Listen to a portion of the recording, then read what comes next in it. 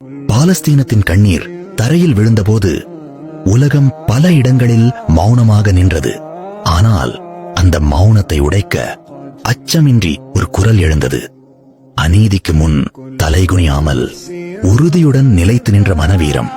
போராட்டம் என்பது வெறும் ஆயுதமல்ல, அது ஒரு நிலைப்பாடு, ஒரு நம்பிக்கை, ஒரு மனசாட்சி. வெள்ளை கொடி ஏந்தவில்லை, மத்தியஸ்தத்திற்கு வேறு நாடுகளை நாடவில்லை, குடிமக்களை போராடச் சொல்லிவிட்டு பதுங்கு குழிக்குள் ஓடவில்லை, நாடு துறந்து எங்கும் அடைக்கலம் தேடவில்லை.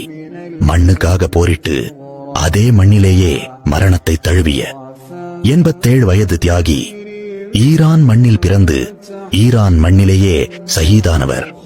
இஸ்லாமிய கொள்கைகளுக்கு அப்பால் தன் உம்மத்திற்காக எந்த அந்நிய சக்திக்கும் ஒருபோதும் அடிபணியாத உறுதி. அந்த நிலைப்பாட்டின் அடையாளமாக நினைவில் நிற்பவர் செய்யத்த அலி கமேனி. அல்லாஹ் போதுமானவன்.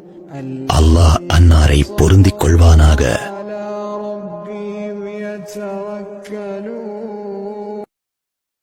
Download ShareChat.